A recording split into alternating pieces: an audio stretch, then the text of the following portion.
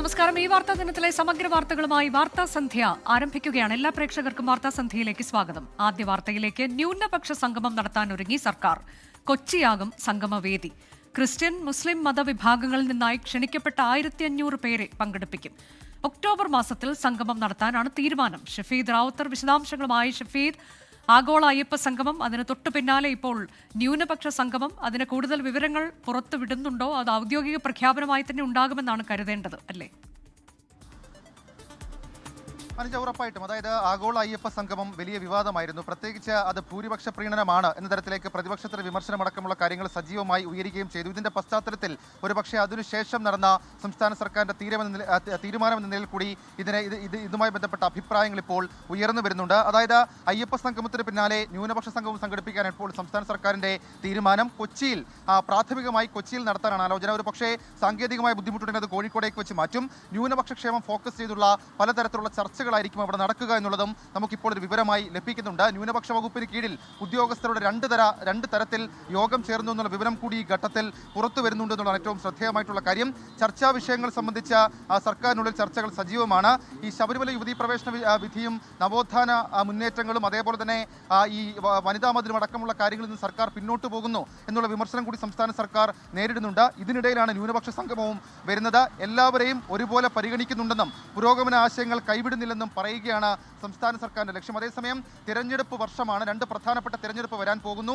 അവിടെ ഏതെങ്കിലും തരത്തിൽ ആഗോള അയ്യപ്പ സംഗമം നടത്തി അത് ഏതെങ്കിലും തരത്തിൽ സംസ്ഥാന സർക്കാരിന് ഒരു തിരിച്ചടിയാകുമോ എന്നുള്ളൊരു ആശങ്ക സംസ്ഥാന സർക്കാരിനെ സംബന്ധിച്ചിട്ടുണ്ട്. അതിന്റെ ഭാഗമായിട്ടാണ് ഇത് എന്ന് കുറ്റം പറയുന്നവരുമുണ്ട്. ഏതായാലും ഈ വിഷയത്തിൽ പലതരത്തിലുള്ള വിമർശനങ്ങൾ ഉയരുന്നുണ്ട്. 1500 പേരെ പങ്കെടുപ്പിക്കാനാണ് സംസ്ഥാന സർക്കാരിന്റെ തീരുമാനം. സംസ്ഥാനത്തിന് പുറത്തു നിന്ന് ചില പ്രതിനിധികളെ കൂടി, അതായത് ചില മതങ്ങളുടെ ന്യൂനപക്ഷ ഈ സംഘടനകളുടെ അടക്കം പ്രതിനിധികളെ കൂടി പങ്കെടുപ്പിക്കാനുള്ള തീരുമാനം സംസ്ഥാന സർക്കാർ ഇപ്പോൾ ആലോചിക്കുന്നുണ്ട്. ഒക്ടോബർ മാസത്തിൽ ന്യൂനപക്ഷ സംഗമം നടത്താനാണ് സർക്കാർ ഇപ്പോൾ തീരുമാനിച്ചിരിക്കുന്നത്. അനുജ, ന്യൂനപക്ഷ സംഗമം നടത്താൻ ഒരുങ്ങുകയാണ് സർക്കാർ. കൊച്ചിയാകും സംഗമവേദി എന്നാണ് ഇപ്പോൾ നമുക്ക് ലഭിക്കുന്ന വിവരം. ക്രിസ്ത്യൻ മുസ്ലിം മതവിഭാഗങ്ങളിൽ നിന്നായി ക്ഷണിക്കപ്പെട്ടവരെയാകും ഈ പരിപാടിയിൽ പങ്കെടുപ്പിക്കുന്നത്. ഒക്ടോബറിൽ നടത്താനാണ് തീരുമാനം എന്നതാണ് ഇപ്പോൾ നമുക്ക് ലഭിച്ചിട്ടുള്ള വിവരം.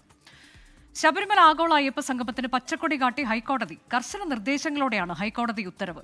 കോടതി ചൂണ്ടിക്കാട്ടിയതുപോലെയാണ് പരിപാടി നടത്താൻ ഉദ്ദേശിക്കുന്നതെന്ന് ദേവസ്വം മന്ത്രി VN വാസവനും Travancore Devaswom board president PS പ്രശാന്തും പ്രതികരിച്ചു. അയ്യപ്പ സംഗമത്തിന്റെ ഭാഗമായി പമ്പയിൽ സ്ഥിരനിർമ്മാണ പ്രവർത്തനങ്ങൾ നടത്തരുത്. കണക്കുകൾ കൃത്യമായി സൂക്ഷിക്കണം. 45 ദിവസത്തിനുള്ളിൽ ഇത് ശബരിമല സ്പെഷ്യൽ കമ്മീഷണർക്ക് കൈമാറണം. സാധാരണക്കാരായ ഭക്തരുടെ അവകാശങ്ങൾ ഹനിക്കരുത്. ഈ 3 പ്രധാനപ്പെട്ട നിർദ്ദേശങ്ങളാണ് ഹൈക്കോടതി സംസ്ഥാന സർക്കാരിനും ദേവസ്വം ബോർഡിനും നൽകിയത്. കോടതി ചൂണ്ടിക്കാട്ടിയതുപോലെയാണ് പരിപാടി നടത്താൻ ഉദ്ദേശിക്കുന്നതെന്ന് ദേവസ്വം മന്ത്രി VN വാസവൻ. ബഹുമാനപ്പെട്ട കോടതി പറഞ്ഞ പോലെ തന്നെയാണ് ഇപ്പോൾ ഇതെല്ലാം പ്ലാൻ ചെയ്തിട്ടുള്ളത്. അവിടെ നിലവിൽ വരുന്ന തീർത്ഥാടകർക്ക് ഒരു ബുദ്ധിമുട്ടും ഉണ്ടാവാത്ത തരത്തിലായിരിക്കും ഇത് സംഘടിപ്പിക്കുക എന്ന് നേരത്തെ തന്നെ ബോർഡ് തീരുമാനിച്ചിരുന്നു. കോടതിയുടെ സംശയങ്ങൾക്ക് കൃത്യമായ മറുപടി നൽകിയെന്നായിരുന്നു Travancore Devaswom board president PS പ്രശാന്തിന്റെ മറുപടി. വേണ്ടിവന്നാൽ പ്രതിപക്ഷ നേതാവിനെ ഇനിയും ക്ഷണിക്കുമെന്നും ദേവസ്വം ബോർഡ് പ്രസിഡന്റ് പറഞ്ഞു. വിവിധ രാജ്യങ്ങളിൽ നിന്ന് 3000-ഓളം പേർ അയ്യപ്പ സംഗമത്തിൽ പങ്കെടുക്കും. ആഗോള അയ്യപ്പ സംഗമം നടക്കുന്ന സെപ്റ്റംബർ 19, 20 തീയതികളിൽ വെർച്വൽ ക്യൂ സാധ്യമാകുന്നില്ലെന്ന ആരോപണവും PS പ്രശാന്ത് നൽകി. 19, 20 തീയതികളിൽ ഓൺലൈൻ ബുക്കിംഗ് നടത്താൻ കഴിയുന്നില്ലെന്നായിരുന്നു ഹിന്ദു സംഘടനകളുടെ ആക്ഷേപം. വിവിധ ബ്യൂറോകൾക്കൊപ്പം വിഷ്ണു സുരേഷ്, 24 കൊച്ചി. ശബരിമല ദ്വാരപാലക ശില്പങ്ങളിലെ സ്വർണ്ണപ്പാളികൾ ഉടൻ തിരിച്ചെത്തിക്കാനാകില്ല. സ്വർണ്ണപ്പാളികൾ ഉരുക്കിയ നിലയിലായതിനാൽ അറ്റകുറ്റപ്പണി പൂർത്തിയായ ശേഷമേ തിരിച്ചെത്തിക്കാൻ കഴിയൂ. ഈ വിഷയങ്ങൾ ചൂണ്ടിക്കാട്ടി തിരുവിതാംകൂർ ദേവസ്വം ബോർഡ് ഹൈക്കോടതിയിൽ പുനഃപരിശോധനാ ഹർജി നൽകി. ചെന്നൈയിലേക്ക് സ്വർണ്ണപ്പാളി കൊണ്ടുപോയത് നടപടിക്രമം പാലിച്ചു തന്നെയെന്നാണ് ദേവസ്വം ബോർഡിന്റെ വിശദീകരണം. ആചാരങ്ങൾ പാലിക്കാനാണ് ബോർഡ് ശ്രമിച്ചത്. സാങ്കേതിക പ്രശ്നത്തിന്റെ പേരിൽ പഴി കേൾക്കുന്നുവെന്നും PS പ്രശാന്ത്. ഇത് ഇലക്ട്രോപ്ലേറ്റിംഗ് ആണ്, രാസപ്രക്രിയയാണ്. അപ്പോൾ അതിൻ്റേതായ ചില പ്രശ്നങ്ങളുണ്ട്. അത് തിരിച്ചു കൊണ്ടുവരുവാൻ ഇപ്പോൾ നിലവിൽ ഒരു അസാധ്യമായൊരു കാര്യമാണ്. അപ്പോൾ അത് ഞങ്ങളിന്ന് ബഹുമാനപ്പെട്ട കോടതിയുടെ ശ്രദ്ധയിൽ ഞങ്ങൾ പെടുത്തും. ബഹുമാനപ്പെട്ട തന്ത്രിയുടെ നേതൃത്വത്തിൽ ശുദ്ധിക്രിയ നടത്തി അകത്ത് സ്ഥാപിക്കുന്നതുവരെ സുതാര്യമായ മഹസർ എഴുതി വീഡിയോ ചിത്രീകരണം ഉൾപ്പെടെയുള്ള പ്രോസസ്സാണ്. ഇതിനെ സംബന്ധിച്ചാണ് ഞങ്ങൾ എന്തോ വലിയ അപരാധം ചെയ്തു എന്നുള്ള മട്ടിലാണ് മാധ്യമങ്ങളിൽ പ്രചരണം വരുന്നത്. ഞങ്ങൾ ആചാരങ്ങളും അനുഷ്ഠാനങ്ങളും സംരക്ഷിക്കുവാൻ മാത്രമേ ഞങ്ങൾ പരിശ്രമിച്ചിട്ടുള്ളൂ. ഇളക്കിക്കൊണ്ടുപോയ സ്വർണ്ണപ്പാളി ഉടൻ തിരികെ കൊണ്ടുവരാനാകില്ലെന്നും അക്കാര്യം ഹൈക്കോടതി അറിയിക്കുമെന്നും PS പ്രശാന്ത് പറഞ്ഞു. സ്വർണ്ണപ്പാളികളുടെ ഇലക്ട്രോപ്ലേറ്റിംഗ് തുടങ്ങിക്കഴിഞ്ഞു. ഈ സാഹചര്യത്തിൽ തിരികെ എത്തിക്കാനാകില്ല. ഇക്കാര്യമാണ് കോടതിയെ ബോധ്യപ്പെടുത്തുക. കോടതിയുടെ അനുമതി തേടാതിരുന്നത് സാങ്കേതിക വിഷയം മാത്രമാണെന്നും PS പ്രശാന്ത് വ്യക്തമാക്കി. 24 തിരുവനന്തപുരം. CPI സംസ്ഥാന സമ്മേളനത്തിൽ മുഖ്യമന്ത്രിക്കും പോലീസിനുമെതിരെ രൂക്ഷ വിമർശനം. മൂന്നാമതും തുടർഭരണമില്ലെങ്കിൽ അതിന് കാരണക്കാർ പോലീസ് ആയിരിക്കുമെന്നാണ് വിമർശനം. പോലീസിനെതിരായ വിമർശനങ്ങൾ രാഷ്ട്രീയ പ്രവർത്തന റിപ്പോർട്ടിൽ നിന്ന് ഒഴിവാക്കിയ സംസ്ഥാന നേതൃത്വത്തെയും പ്രതിനിധികൾ കടന്നാക്രമിച്ചു. രാഷ്ട്രീയ റിപ്പോർട്ടിലും സംഘടനാ റിപ്പോർട്ടിലും ആഭ്യന്തര വകുപ്പിനെതിരെ കാതലായ വിമർശനം ഉണ്ടായില്ലെങ്കിലും രാഷ്ട്രീയ റിപ്പോർട്ടിലെ പൊതുചർച്ചയിൽ പങ്കെടുത്ത പ്രതിനിധികൾ കടുത്ത വിമർശനം ഉന്നയിച്ചു. പോലീസ് സ്റ്റേഷനുകളിൽ RSS ഫ്രാക്ഷൻ പ്രവർത്തിക്കുന്നുണ്ട്. മുഖ്യമന്ത്രി ADGPയെ സംരക്ഷിക്കുമ്പോൾ ബ്രാഞ്ച് സെക്രട്ടറിയും ലോക്കൽ സെക്രട്ടറിയും സ്റ്റേഷനുകളിൽ ഇടിവാങ്ങുകയാണെന്നും ഒരംഗം പറഞ്ഞു. ഇടതു സർക്കാരിന്റെ ഏറ്റവും വലിയ കളങ്കമാണ് മുഖ്യമന്ത്രി പിണറായി വിജയൻ ഭരിക്കുന്ന ആഭ്യന്തര വകുപ്പെന്ന് പ്രതിനിധികൾ കുറ്റപ്പെടുത്തി. എന്നാൽ പോലീസിനെതിരെ പോസിറ്റീവായ വിമർശനങ്ങൾ മാത്രമാണ് ഉണ്ടായതെന്ന് മന്ത്രി P പ്രസാദ് പറഞ്ഞു. ഇടതുപക്ഷ സർക്കാരിന്റെ പോലീസ് നയം ഏതെങ്കിലും ഒരാളിനെ ലോക്കപ്പ് മുറിയിൽ കൈകാര്യം ചെയ്യുക എന്നുള്ളതല്ല. ലോക്കപ്പ് മർദ്ദനത്തിന്റെ വലിയ പാഠങ്ങൾ അല്ലെങ്കിൽ ലോക്കപ്പ് മർദ്ദനത്തിന്റെ ഭീകരത ഏറ്റുവാങ്ങിയവർ കേരളത്തിൽ കമ്മ്യൂണിസ്റ്റുകാരുടെ അപ്പുറത്തേക്ക് ഒരാളുമില്ല. ആ കമ്മ്യൂണിസ്റ്റ് പാർട്ടിയാണ് കേരളത്തിൽ ഇത്തരം സംഭവം ഉണ്ടാവാൻ പാടില്ല എന്ന് ശഠിച്ചത്, നിലപാടെടുത്തത്, തീരുമാനം കൈക്കൊണ്ടത്. തുടർഭരണം കിട്ടിയില്ലെങ്കിൽ അതിന് കാരണം ആഭ്യന്തര വകുപ്പ് മാത്രമാണെന്ന കടുത്ത കുറ്റപ്പെടുത്തലും സമ്മേളനത്തിലുണ്ടായി. ആഗോള അയ്യപ്പ സംഗമത്തിലടക്കം ഇടതു നയവിധ്യാനം പാർട്ടിക്കുണ്ടായി. ഗവർണർ പദവി ഒഴിവാക്കണമെന്ന പ്രമേയം സംസ്ഥാന സമ്മേളനത്തിൽ അവതരിപ്പിച്ചു. രാഷ്ട്രീയ റിപ്പോർട്ടിന്മേലുള്ള മറുപടിയിൽ വിമർശനത്തിന് കാര്യമായ മറുപടി ദേശീയ എക്സിക്യൂട്ടീവ് അംഗം K പ്രകാശ് ബാബു നൽകിയില്ല. അതേസമയം മുതിർന്ന നേതാവ് K ഇസ്മയിൽ CPI സംസ്ഥാന സമ്മേളനത്തിന്റെ സമാപന സമ്മേളനത്തിൽ പങ്കെടുക്കും. സദസ്സിലിരുന്ന സമാപന സമ്മേളനത്തിൽ ഭാഗമാകാനാണ് ഇസ്മയിലിന്റെ തീരുമാനം. സർക്കാരിനും ആഭ്യന്തര വകുപ്പിനുമെതിരെ കടുത്ത വിമർശനങ്ങൾ ഉയർന്ന ഒരു സമ്മേളന ദിനമായിരുന്നു ഇന്നത്തേത്. പക്ഷേ രാഷ്ട്രീയ റിപ്പോർട്ടിന്മേലുള്ള മറുപടിയിൽ ആഭ്യന്തര വകുപ്പിനെതിരെയുള്ള വിമർശനങ്ങൾക്ക് നേതൃത്വം മറുപടി നൽകിയില്ല. ആലപ്പുഴയിൽ നിന്ന് അരുൺ രാജ്, 24. മുതിർന്ന കോൺഗ്രസ് നേതാവ് PP തങ്കച്ചൻ അന്തരിച്ചു. 86 വയസ്സായിരുന്നു. ശ്വാസകോശ സംബന്ധമായ അസുഖത്തെ തുടർന്ന് ആലുവ രാജഗിരി ആശുപത്രിയിൽ ചികിത്സയിൽ കഴിയവെയാണ് അന്ത്യം. മന്ത്രി, നിയമസഭാ സ്പീക്കർ, UDF കൺവീനർ, KPCC അധ്യക്ഷൻ എന്നീ നിലകളിൽ പ്രവർത്തിച്ചിട്ടുണ്ട്. മറ്റന്നാൾ ഉച്ചകഴിഞ്ഞ് 3 മണിക്ക് നെടുമ്പാശ്ശേരി അകപ്പറമ്പ് പള്ളിയിലാണ് സംസ്കാരം. നിതിൻ അംബുജൻ വിശദാംശങ്ങളുമായി. നിതിൻ, കഴിഞ്ഞ കുറച്ച് നാളുകളായി അദ്ദേഹം രോഗാവസ്ഥയിലായിരുന്നു. അന്ത്യം സംഭവിച്ചത് എപ്പോഴാണ്? ഇപ്പോൾ ആശുപത്രിയിൽ തന്നെയാണോ മൃതദേഹമുള്ളത്? പ്രമുഖരായ ആരെങ്കിലും അങ്ങോട്ടേക്ക് എത്തുന്നുണ്ടോ? കൂടുതൽ വിശദാംശങ്ങൾ. അനുജ, നിലവിലിപ്പോൾ ആലുവ രാജഗിരി ആശുപത്രിയിൽ തന്നെയാണ് മൃതദേഹമുള്ളത്. ഞാനിപ്പോൾ നിൽക്കുന്നത് രാജഗിരി ആശുപത്രിയിലാണ്. ഇപ്പോൾ ഈ ഒരു വിയോഗ വാർത്ത അറിഞ്ഞ് നിരവധി കോൺഗ്രസ് പ്രവർത്തകരടക്കം ഇവിടെ എത്തിയിട്ടുണ്ട്. DCC പ്രസിഡന്റ് മുഹമ്മദ് ഷിയാസ്, അതോടൊപ്പം തന്നെ ആലുവ MLA അൻവർ സാദത്ത് ഉൾപ്പെടെയുള്ള നേതാക്കൾ ഉൾപ്പെടെ ഇവർ ഇവിടെ എത്തിയിട്ടുണ്ട്. അല്പസമയത്തിനകം തന്നെ മന്ത്രി MP രാജേഷും ആദരാഞ്ജലി അർപ്പിക്കാനായി ഇപ്പോൾ ആശുപത്രിയിലെത്തും. ഇപ്പോൾ അല്പസമയത്തിനകം തന്നെ ഈ ഭൗതികദേഹം അത് പുറത്തേക്ക് കൊണ്ടുവരും. പിന്നീട് ഏതാണ്ട് ഒരു അരമണിക്കൂർ നേരം ഇവിടെ പൊതുദർശനം ഉണ്ടാകും. അതിനുശേഷം മൃതദേഹം മോർച്ചറിയിൽ തന്നെ സൂക്ഷിക്കും. നാളെ രാവിലെ 11 മണിയോടുകൂടി തന്നെ പെരുമ്പാവൂരിലെ വസതിയിലേക്ക് ഈ മൃതദേഹം കൊണ്ടുപോകും. പിന്നീട് പെരുമ്പാവൂരിലെ വസതിയിലാകും പൊതുദർശനം ഉണ്ടാവുക. അതിനുശേഷം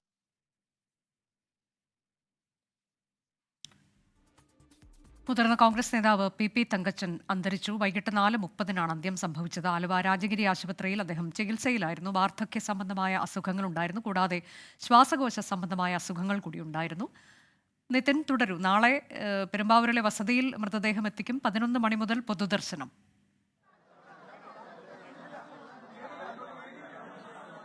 അനുജ, ആ നിലയിലാണ് ഇപ്പോൾ സംസ്കാര ചടങ്ങുകളുമായി ബന്ധപ്പെട്ട കാര്യങ്ങൾ ക്രമീകരിച്ചിരിക്കുന്നത്. നാളെ രാവിലെ 11 മണിക്ക് പെരുമ്പാവൂരിലെ വസതിയിലേക്ക് കൊണ്ടുപോകും. മറ്റന്നാൾ 3 മണിയോടുകൂടിയാണ് നെടുമ്പാശ്ശേരി അകപ്പറമ്പിൽ സംസ്കാര ചടങ്ങ് നടക്കുക. ഇപ്പോൾ കോൺഗ്രസ് പ്രവർത്തകരും അതോടൊപ്പം തന്നെ ഇവിടെ കോൺഗ്രസിന്റെ നേതാക്കൾ ഉൾപ്പെടെയുള്ളവർ ഇവിടെ ഉണ്ട്. അല്പസമയത്ത് തന്നെ മന്ത്രി MP രാജേഷ് ഇവിടേക്ക് എത്തുമെന്നാണ് ഇപ്പോൾ അറിയിച്ചിരിക്കുന്നത്. എന്തായാലും നേരത്തെ സൂചിപ്പിച്ച പോലെ തന്നെ മുതിർന്ന കോൺഗ്രസ് നേതാവ് PP തങ്കച്ചൻ അന്തരിച്ചു. അദ്ദേഹത്തിന്റെ അന്ത്യമുണ്ടായത് അല്പസമയം മുൻപ്. കൃത്യം 4:30 അന്ത്യം സംഭവിച്ചത്. മറ്റന്നാളാണ് സംസ്കാരം. നാളെ രാവിലെ 11 മണി മുതൽ പെരുമ്പാവൂരിലെ വസതിയിൽ പൊതുദർശനം ഉണ്ടാകും. ശരീരം അവശതകൾ കാണിച്ചു തുടങ്ങിയ കാലത്ത് പോലും മനസ്സിന് പ്രായമാകാത്ത നേതാവായിരുന്നു PP തങ്കച്ചൻ. പ്രതിസന്ധി കാലങ്ങളിൽ കോൺഗ്രസിനെയും UDFനെയും ദുർബലമാകാതെ ചേർത്ത് പിടിച്ച നേതാവാണ് വിട പറഞ്ഞത്. മുതിർന്നവർ പ്രധാന സ്ഥാനങ്ങളിൽ നിന്ന് മാറി നിൽക്കണമെന്ന ആവശ്യവുമായി 2018 കോൺഗ്രസിലെ യുവനിര രംഗത്തെത്തി. പ്രതിഷേധത്തിന്റെ മുന അന്നത്തെ UDF കൺവീനർ തങ്കച്ചന് നേരെ കൂടിയായിരുന്നു. അന്ന് തങ്കച്ചൻ പറഞ്ഞത് തനിക്ക് ഓർമ്മക്കുറവൊന്നുമില്ലെന്നും ഇനിയും UDF കൺവീനർ സ്ഥാനത്ത് ഇരിക്കാൻ സാധിക്കുമെന്നുമാണ്. ഈ സ്ഥിരത തന്നെയാണ് PP തങ്കച്ചന്റെ പ്രത്യേകത. 2004 മുതൽ 2018 വരെ തുടർച്ചയായി UDF കൺവീനർ. KPCC അധ്യക്ഷ സ്ഥാനത്തും ഇരുന്നിട്ടുള്ള തങ്കച്ചൻ 8ാം കേരള നിയമസഭയിൽ സ്പീക്കറായി. 2ാം AK ആന്റണി മന്ത്രിസഭയിൽ കൃഷിമന്ത്രിയുമായിരുന്നു. 1968 പെരുമ്പാവൂർ കോർപ്പറേഷൻ ചെയർമാനായാണ് രാഷ്ട്രീയത്തിൽ സജീവമാകുന്നത്. രാജ്യത്തെ ഏറ്റവും പ്രായം കുറഞ്ഞ കോർപ്പറേഷൻ ചെയർമാൻ എന്ന റെക്കോർഡും അന്ന് തങ്കച്ചന്റെ പേരിലായിരുന്നു. 1982 പെരുമ്പാവൂരിൽ നിന്ന് ആദ്യമായി നിയമസഭാംഗമായി. 3 തവണ വീണ്ടും പെരുമ്പാവൂരിൽ നിന്ന് തിരഞ്ഞെടുക്കപ്പെട്ടു. 2001 2006 പരാജയം രുചിച്ചു. പിന്നീട് പൂർണ്ണമായും മുന്നണി നേതൃത്വത്തിലേക്ക് മാറുകയായിരുന്നു. Research desk 24. തിരികെ വാർത്താസന്ധ്യയിലേക്ക്.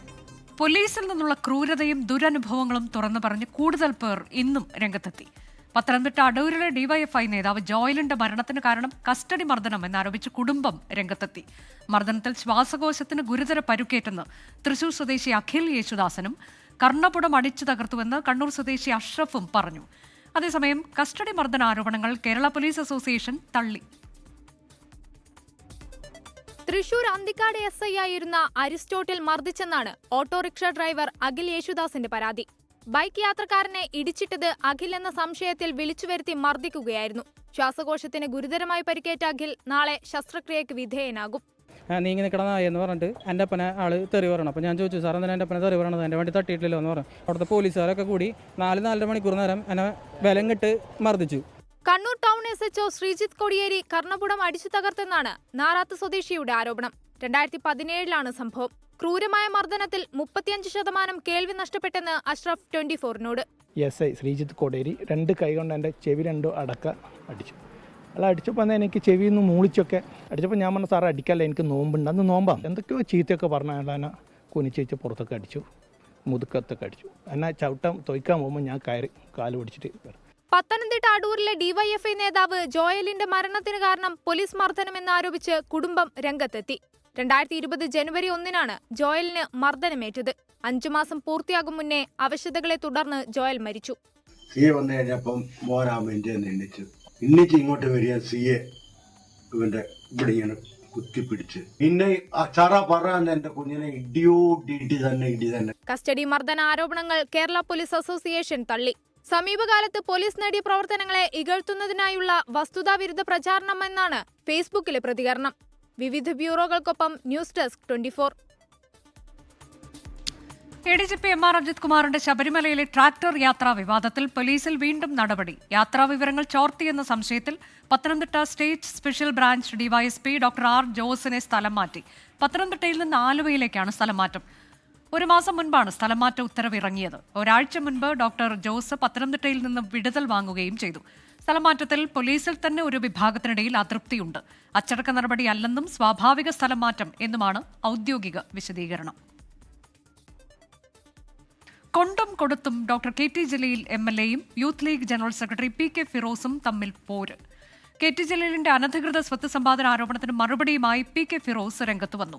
തൊട്ടു പിന്നാലെ മാധ്യമങ്ങളെ കണ്ട KT ജലീൽ താൻ ഉന്നയിച്ച ആരോപണങ്ങൾ PK ഫിറോസ് ശരിവച്ചു എന്ന അവകാശവാദം ഉന്നയിച്ചു. സൈബർ ഇടങ്ങളിൽ തുടങ്ങിയ KT ജലീൽ PK ഫിറോസ് യുദ്ധം പുതിയ തലത്തിലേക്ക് കടന്നു.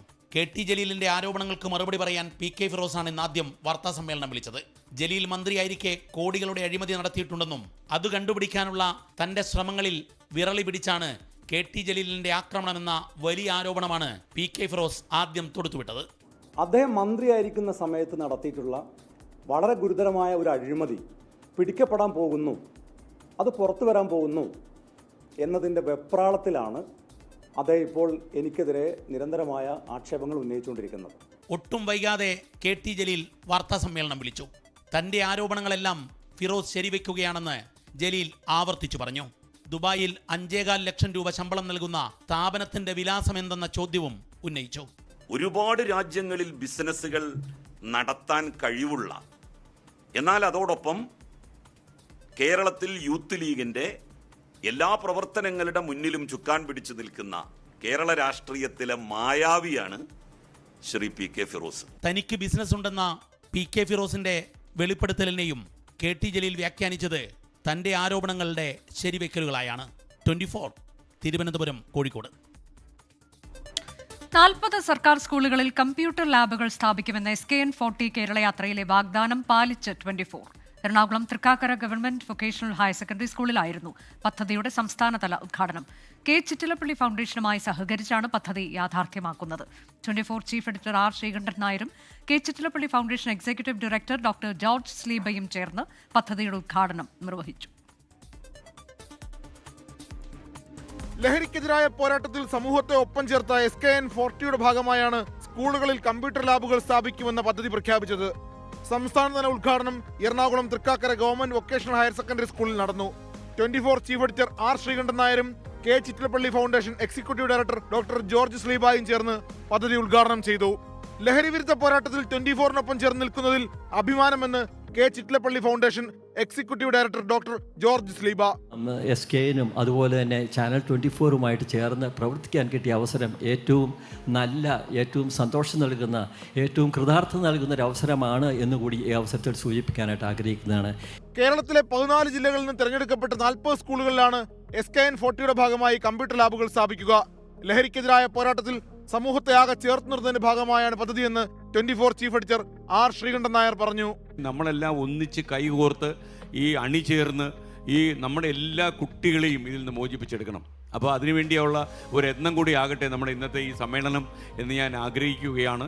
SKN40യുടെ സമാപന ചടങ്ങിലാണ് ലഹരി വിരുദ്ധ പോരാട്ടത്തിന്റെ ഭാഗമായി സർക്കാർ സ്കൂളുകളിൽ കമ്പ്യൂട്ടർ നൽകുമെന്ന് 24ഉം കെ ചിറ്റിലപ്പള്ളി ഫൗണ്ടേഷനും ചേർന്ന് പ്രഖ്യാപിച്ചത്. K Chittilappilly foundation joint executive director B Jayaraj, social initiative director SM Vinod, cinema താരം Naseer Sankranthi, school principal Jijo John, headmaster Manoj S, 24 head of news C Unnikrishnan, editor in charge PP James, senior executive editor KR Gopikrishnan, Flowers senior manager Usha Sreekandan Nair എന്നിവരും പങ്കെടുത്തു. 24 കൊച്ചി. വാഹനാപകടത്തിൽ ഗുരുതരമായി പരിക്കേറ്റ് മസ്തിഷ്ക മരണം സംഭവിച്ച കൊല്ലം കൊട്ടാരക്കര സ്വദേശി ഐസക് ജോർജിന്റെ ഹൃദയം മറ്റൊരാളിൽ മിടിച്ചു തുടങ്ങി. അങ്കമാലി സ്വദേശിക്കാണ് കൊച്ചി ലിസി ആശുപത്രിയിൽ ഹൃദയം മാറ്റിവെക്കുന്നത്. ശസ്ത്രക്രിയയുടെ ആദ്യഘട്ടം പൂർത്തിയായി. ഡോക്ടർ ജോസ് ചാക്കോ പെരിയപ്പുറത്തിന്റെ നേതൃത്വത്തിലാണ് ശസ്ത്രക്രിയ. തിരുവനന്തപുരം കിംസ് ആശുപത്രിയിൽ നിന്ന് ഹെലികോപ്റ്റർ മാർഗമാണ് ഹൃദയം കൊച്ചിയിൽ എത്തിച്ചത്. ഇന്നലെയാണ് കൊട്ടാരക്കര സ്വദേശി ഐസക് ജോർജിന്റെ മസ്തിഷ്ക മരണം സ്ഥിരീകരിച്ചത്. ഐസക്കിന്റെ ആഗ്രഹപ്രകാരം കുടുംബം അവയവദാനത്തിന് തയ്യാറായി. എൻ്റെ സ്കില്ലും പാഷനുള്ളൊരു വ്യക്തിയാണ് ഐസക് എന്ന് പറയുന്നത്. നമ്മൾ വിചാരിക്കാതിനപ്പുറത്ത് തന്നെ ചെയ്യുന്നൊരു വ്യക്തിയാണ്. ഉച്ചയ്ക്ക് 12:15 ഹൃദയവുമായി മെഡിക്കൽ സംഘം കിംസിൽ നിന്ന് പുറപ്പെട്ടു. 5 മിനിറ്റിനുള്ളിൽ തിരുവനന്തപുരം വിമാനത്താവളത്തിൽ. കൃത്യം 1:25 കൊച്ചി ബോൾഗാട്ടിയിലെ ഗ്രാൻഡ് ഹയാത്തിന്റെ ഹെലിപ്പാഡിൽ ഹെലികോപ്റ്റർ പറന്നിറങ്ങി. ഹയത്തിൽ നിന്ന് ആധുനിക മെഡിക്കൽ സംവിധാനങ്ങൾ ഉപയോഗിച്ച് പ്രത്യേകം സജ്ജീകരിച്ച ആംബുലൻസിൽ ലിസി ആശുപത്രിയിലേക്ക് ഹൃദയം എത്തിയത് 4 മിനിറ്റ് കൊണ്ട്. അങ്കമാലി സ്വദേശിയായ 28-കാരനാണ് ഐസക്കിന്റെ ഹൃദയം ലഭിച്ചത്. ഡോക്ടർ ജോസ് ചാക്കോ പെരിയപ്പുറത്തിന്റെ നേതൃത്വത്തിൽ ശസ്ത്രക്രിയ. ഐസക് ജോർജിന്റെ ഹൃദയം ഉൾപ്പെടെ 6 അവയവങ്ങളാണ് ദാനം ചെയ്തത്. 24 കൊച്ചി. മഞ്ഞുമൽ ബോയ് സാമ്പത്തിക തട്ടിപ്പ് കേസിൽ നടനും നിർമ്മാതാവുമായ സൗബിൻ ഷാഹിറിന് തിരിച്ചടി. ജാമ്യവ്യവസ്ഥയിൽ ഇളവ് തേടിയുള്ള സൗബിന്റെ ഹർജി ഹൈക്കോടതി സിംഗിൾ ബെഞ്ച് തള്ളി. നേരത്തെ ഇതേ ആവശ്യം വിചാരണ കോടതിയും തള്ളിയിരുന്നു. വിദേശത്ത് അവാർഡ് ഷോയ്ക്കും ബന്ധുക്കളെ കാണാനുമായി സന്ദർശനത്തിന് അനുമതി നൽകണം എന്നായിരുന്നു സൗബിന്റെ ആവശ്യം. എന്നാൽ സൗബിൻ വിദേശത്തെത്തിയാൽ അവിടെയുള്ള സാക്ഷികളെ സ്വാധീനിക്കുമെന്ന് പരാതിക്കാരൻ കോടതിയെ അറിയിച്ചു. ഇതോടെയാണ് വിചാരണ കോടതിയുടെ ഉത്തരവ് നിലനിൽക്കുമെന്ന് ഹൈക്കോടതി വ്യക്തമാക്കിയത്. ഇപ്പോഴത്തെ കാലാവസ്ഥ.